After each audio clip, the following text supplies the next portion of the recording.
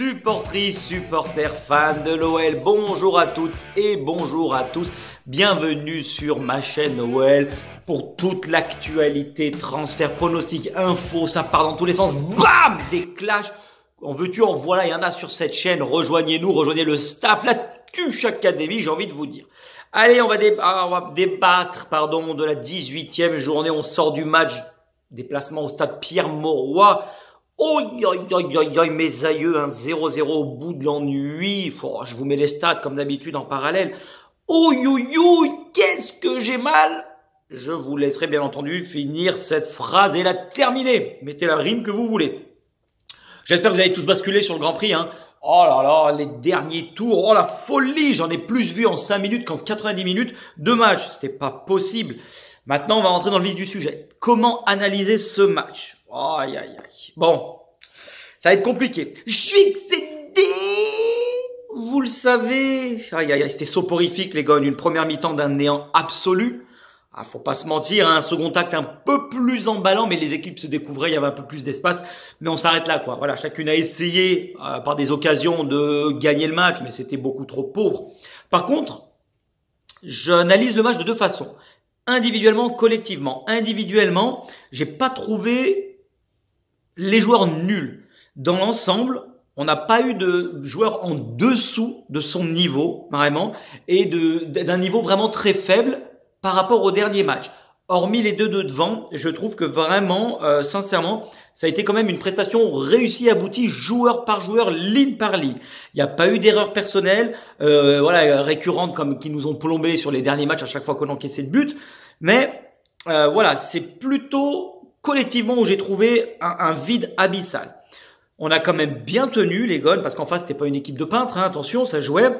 Il y a eu des occasions chaudes une fois de plus, mais on est vraiment resté en bloc. On n'a pas laissé trop d'espace durant ces 90 minutes.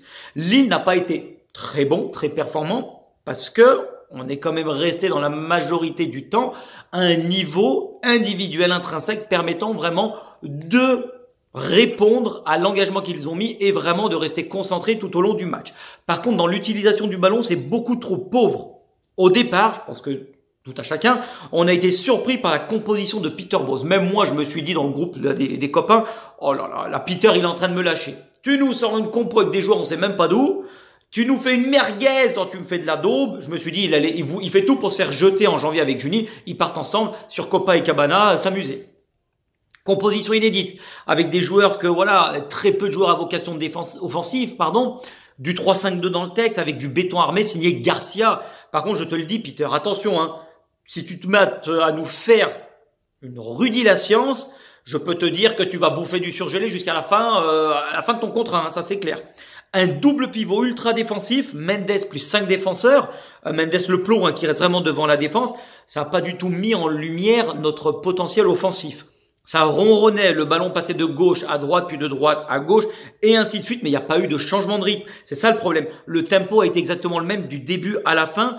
Comment tu veux créer un décalage? Comment tu veux te procurer des occasions franches quand on joue à un rythme identique sur toutes les 90 minutes durant? Ce n'est pas possible.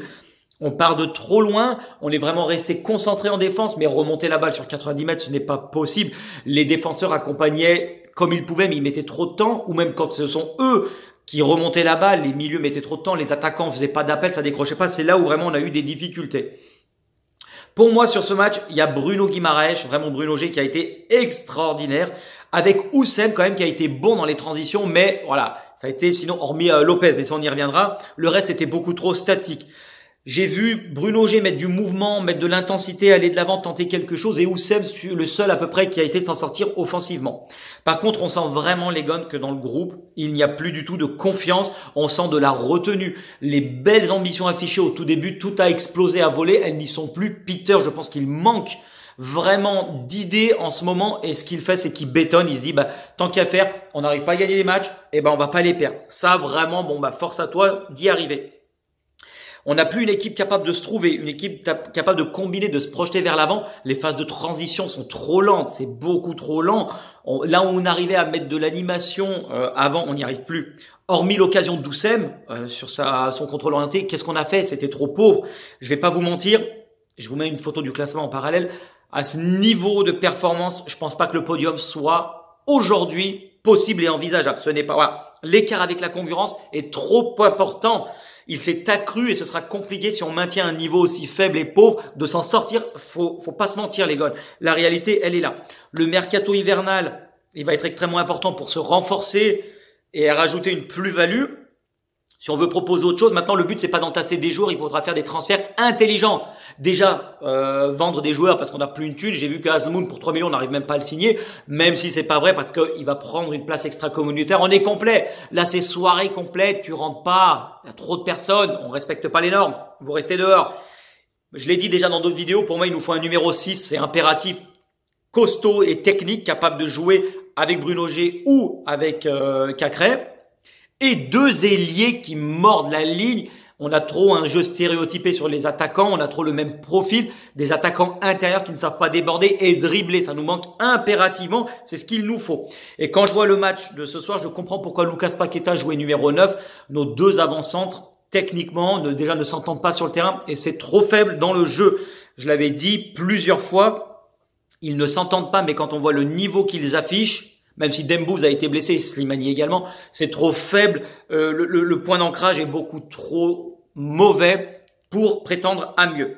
Après, ce que j'ai aimé, par contre, à contrario, c'est qu'on n'a pas lâché. Ce match-là, on aurait pu le perdre, mais on est resté à 0-0. On a eu les idées du début à la fin. On a tenté de gagner les duels, on a répondu à l'impact physique qu'ils ont mis. Maintenant, tu as 2 joueurs offensifs, normalement rugueux, costauds de la tête, mais ils sont pas capables de faire une déviation ou de garder un ballon. Qu'est-ce que tu veux faire avec ça? Eh ben, tu fais, voilà. Encore une fois, les 5 dernières minutes, on se fait dans notre froc, on finit le cul plein de merde, c'est plus possible. Je vais écrire, je vais faire une dérogation. Je vais demander à la Ligue à ce qu'on joue 80 minutes et qu'on s'arrête là. C'est plus possible. Il y a des gens cardiaques dans les supporters de l'OL. Franchement, ne regardez plus les matchs, éteignez la téloche. Vous allez finir en PLS, composez le 15, le 18, le SAMU va débouler, ça c'est certain. Franchement, c'est pas possible comment on peut arriver comme ça. Il y a eu beaucoup de déchets. On a fini avec un taux de réussite de passe à 75%. La pelouse du Stade Pierre-Mauroy, c'est de la merde, de la dope, c'est honteux. On est 19e nous au classement des pelouses, vous êtes 20e, c'est honteux à un tel niveau. Même l'UGA en avait une très belle pelouse, hein. C'est du billard à côté. Je vous le dis, c'est pas possible. Franchement, à ce niveau-là de professionnalisme, proposer une pelouse pareille, ça non. Attention, enfin voilà, ça ne veut pas tout remettre en cause. C'est pas la pelouse qui fait qu'on a été nul, mais ça ne contribue pas. Déjà sur des billards, on est nul, on est des trompettes. Qu'est-ce que tu veux faire sur des belles pelouses, sur des pelouses aussi mauvaises? Ça, non. Maintenant, ce qu'il faut se dire, les gars, c'est que si on continue, par contre, à prendre très peu de points, c'est que les derbies, on va les jouer en Ligue 2 avec Saint-Étienne. On est dans la merde. Ah ouais, là, faut pas se mentir, hein. Mais bon, maintenant.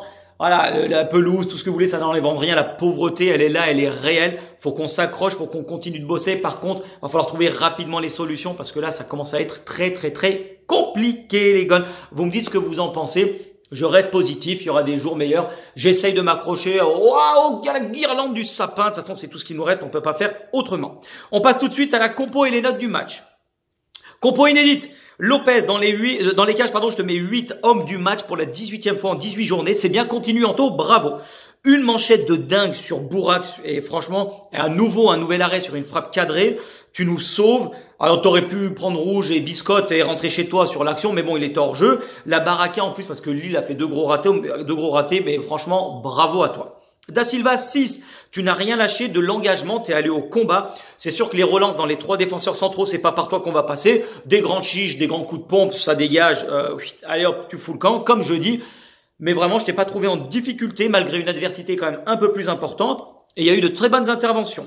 Boateng 6, les relances assez justes dans l'ensemble.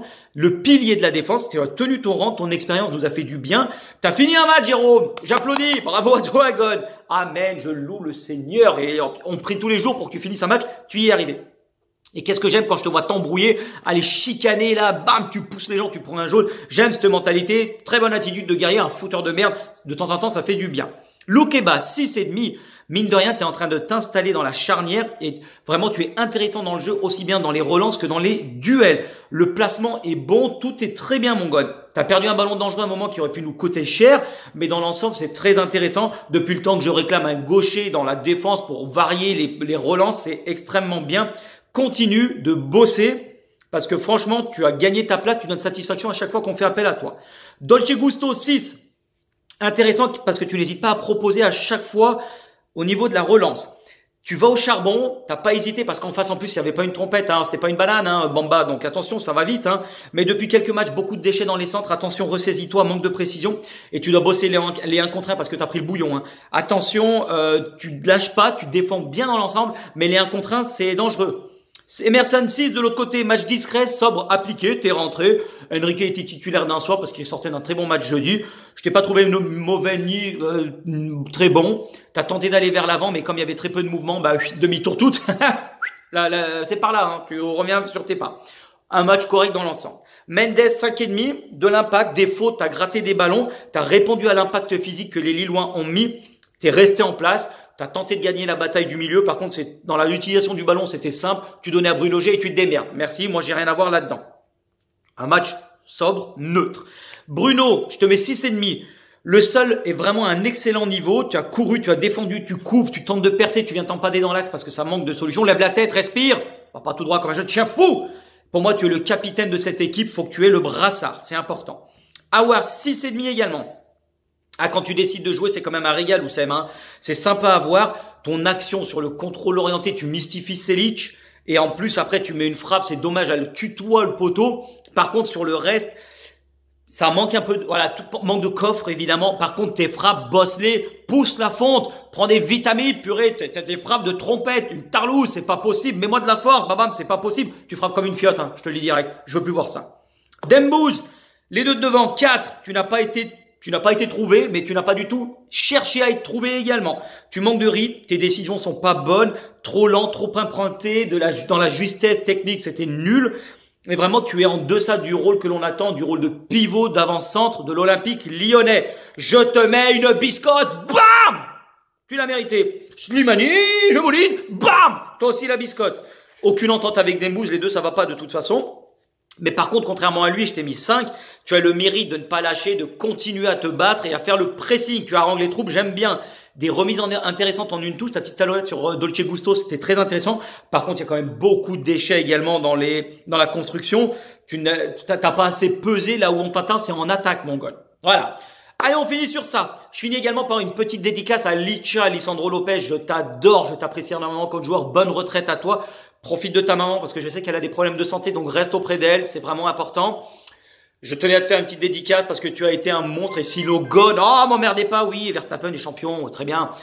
Si vraiment les Gones avaient la même mentalité de guerrier que tu avais, on serait pas aussi bas au classement. D'accord? Les Gones, c'est tout pour aujourd'hui. Passez une très belle fin de journée. N'oubliez pas, l'Olympique Lyonnais est et restera une formidable raison d'être heureux. On se retrouve semaine prochaine pour une nouvelle vidéo. D'ici là, portez-vous bien, soyez forts dans la vie parce qu'elle ne vous fera pas de cadeaux. Allez, tchuss les Gones, soyez forts et belle journée et belle soirée.